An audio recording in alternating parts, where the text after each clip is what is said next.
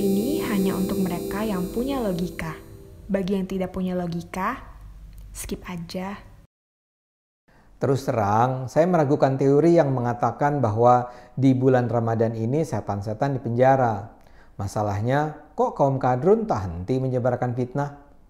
Yang terbaru adalah soal cerita dramatis tentang masuknya gelombang imigran Cina ke negara kita. Dan agar terdengar lebih dramatis, dikatakan pada saat umat Islam dilarang mudik untuk bertemu keluarga di kampung, kaum imigran Cina bebas masuk ke Indonesia. Jadi di awal Mei ini digambarkan ada gelombang orang-orang dari Cina ke Indonesia. Pada 3 Mei ada 85 WNA Cina, pada 6 Mei ada 46 WNA, dan pada 8 Mei ada 160 WNA Cina masuk ke Indonesia. Ini menimbulkan keriuhan yang luar biasa. Sebuah tweet menulis, "Woi rakyat plus 62, kalian itu gimana sih? Ya wajarlah pemudik dihadang dengan persenjataan lengkap. Di mana-mana yang dianggap musuh itu ditangkapi dan dihadang dengan serius. Kalau dianggap teman dan sahabat, ya pasti dijamu dengan akrab." Sebuah tweet lain bersuara tak kalah galaknya. "Rakyat sendiri di hari Id dikurung dalam kota. Kok tega-teganya justru warga Wuhan dari RRC bebas pesta pora masuk ke Indonesia. Ayo kita gerakan seluruh rakyat dan TNI di daerahnya masing-masing untuk mengawasi seluruh bandara dan pelabuhan di seluruh Indonesia.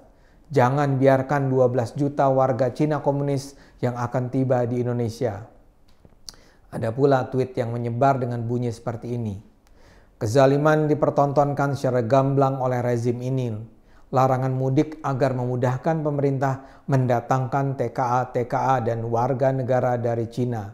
Makhluk asing dibiarkan masuk oleh para bangsat bangsa. Sementara rakyat sendiri dihalau, diuber, diusir, dihalang-halangi pas mau mudik. Terkutuklah mereka yang memberi izin masuk." Belum cukup dramatis, disebarkan pula pernyataan yang seolah-olah datang dari pengusaha terkemuka James Riyadi yang mengatakan eksistensi rakyat Cina di Indonesia akan mengeliminasi pribumi Indonesia dalam kurun 10 tahun mendatang. Digambarkan bahwa pandemik COVID-19 membawa keuntungan bagi rakyat Cina, yakni dengan terjadinya migrasi besar-besaran rakyat RRC menuju Indonesia dengan aman terkendali. Dalam narasi ini dipaparkan bahwa selama pandemi sejak akhir 2019 sampai saat ini, ribuan penerbangan dari RRC datang membawa imigran Cina baik melalui bandara internasional maupun bandara-bandara kecil di seluruh wilayah Indonesia. Rombongan imigran Cina itu juga datang melalui kapal-kapal besar yang berlabuh di pelabuhan-pelabuhan besar dan pelosok Indonesia. Gelombang kedatangan para imigran Cina ini dianggap sesuai dengan rencana Jokowi yang dicanangkan pada 2014, yakni menyediakan 10 juta lapangan kerja bagi rakyat Cina. Bahkan jumlah imigran Cina ini sudah melampaui target Jokowi. Sekarang ini sudah ada 17 juta rakyat Cina berdiam di seluruh pelosok wilayah Indonesia. Dan untuk itu 125 perusahaan konglomerasi 9 naga sudah menjamin kesejahteraan seluruh imigran Cina beserta keluarganya untuk menetap dan menjadi WNI. Yang disebut sebagai 9 naga itu adalah Sofyan Wanandi, Tahir, Rosdi Kirana, Jakob Sutoyo, James Riyadi, Antoni Salim, Tommy Winata, Edward Suryajaya, dan Robert Budi Hartono. Lantas ada pula dosen Universitas Indonesia yang sejak dulu dikenal sebagai pendukung Prabowo, Profesor Rooney Rusli, yang juga menakut-nakuti rakyat Indonesia. Di Twitternya dia menulis, "Indonesia hanya tinggal tunggu waktu dikuasai sepenuhnya oleh negara Cina, sudah tidak bisa mengelak." Menurutnya Indonesia tidak akan mampu bersaing dengan industri di Cina. "Kita harus siap-siap jadi pesuruhnya," tulisnya di Twitter.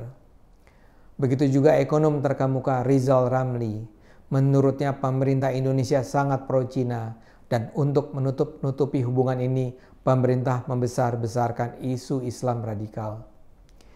Disebarkan pula fakta-fakta yang seolah menunjukkan Jokowi berpihak pada pengusaha keturunan Tionghoa. Misalnya saja, KPK sekarang melakukan penghentian penyidikan kasus pengusaha Tionghoa Syamsul Nur Salim terkait BLBI.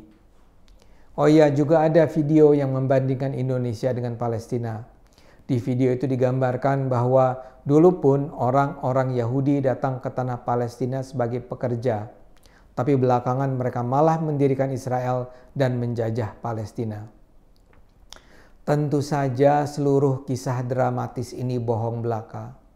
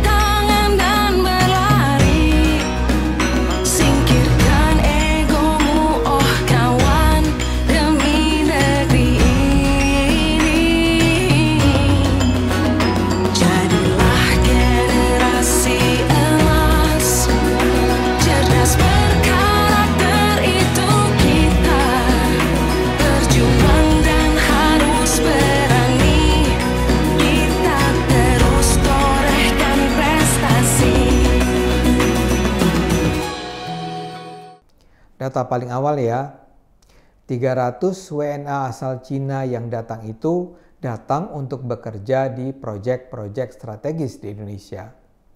Pemerintah sudah menetapkan serangkaian prosedur agar tidak sembarang warga negara asing bisa masuk. Pemerintah menetapkan bahwa TKA yang boleh masuk ke Indonesia hanyalah yang terkait dengan proyek-proyek strategis nasional dan objek vital serta bantuan medis dan kemanusiaan. Membandingkan ini dengan larangan mudik sama sekali nggak masuk di akal. Semua pekerja Cina itu sudah menjalani segala persyaratan tes kesehatan dan mereka tidak datang bertumpuk berhimpitan di dalam pesawat terbang. Mereka datang karena investasi Cina di Indonesia memang mengalami peningkatan pesat selama ini. Untuk membangun Indonesia butuh investasi. Cina saat ini adalah salah satu kekuatan ekonomi raksasa di dunia. Pada 2020, Cina menempati peringkat ketiga negara dengan tingkat investasi terbesar di Indonesia di bawah Jepang dan Singapura. Dalam 5 tahun terakhir, investasi langsung Cina di Indonesia naik hampir 560%. Dari 0,63 miliar dolar Amerika Serikat menjadi 3,51 miliar dolar AS pada 2020. Itu artinya Cina membawa cuan yang dibutuhkan untuk membangun Indonesia. Cina memang banyak terlibat dalam pembangunan industri strategis, termasuk pembangunan infrastruktur yang sedang digalakan di Indonesia. Hanya saja, salah satu hal yang membedakan Cina dengan negara lain adalah mereka juga mensyaratkan digunakannya tenaga kerja asal Cina di banyak posisi. Penjelasannya sederhana. Mereka percaya bahwa TKA Cina punya etos kerja lebih tinggi, lebih produktif, dan lebih cakap dibandingkan tenaga kerja Indonesia. Harus dicatat juga bahwa jumlah TKA ini tidak sampai berjuta-juta orang.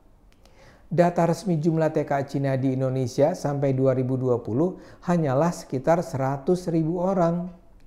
Jadi bukan 17 juta seperti yang ada dalam hayalan para kadrun. Dan mereka bukan bekerja pada perusahaan-perusahaan 9 naga itu. Seusai proyek selesai, ya mereka akan kembali ke Cina. Cina adalah mitra dagang, mitra usaha yang menguntungkan. Mereka datang bukan untuk menjajah. Cerita tentang Palestina itu juga menyesatkan. Orang-orang Yahudi yang datang ke Palestina melarikan diri dari persekusi di Eropa. Yang memberi izin bagi pendirian Israel adalah Inggris, yang ketika itu adalah negara yang berkuasa di tanah Palestina. Pengusaha-pengusaha Tionghoa yang disebut-sebut itu juga tak punya kepentingan untuk menjajah Indonesia. Mereka adalah Tionghoa dan sekaligus orang Indonesia. Mereka bukan perpanjangan tangan ekonomi Cina. Mereka itu nasionalis tulen. Termasuk soal pengusaha Syamsul Nur Salim yang juga disebut-sebut itu. Tentu saja kasus utang BLBI dia dihentikan karena dia memang sudah melunasi semua utangnya. Sementara itu sebenarnya ada sejumlah pengusaha yang belum bayar utang-utangnya terkait BLBI. Ironisnya banyak dari pengusaha raksasa yang masih mengemplang utang itu adalah pengusaha non-Tionghoa alias pengusaha Melayu. Tapi ya begitulah kaum kadrun, tak kunjung berhenti mereka menyebar fitnah. Karena itu kita harus selalu gunakan akal sehat. Gunakan akal sehat, karena hanya dengan akal sehat negara ini akan selamat.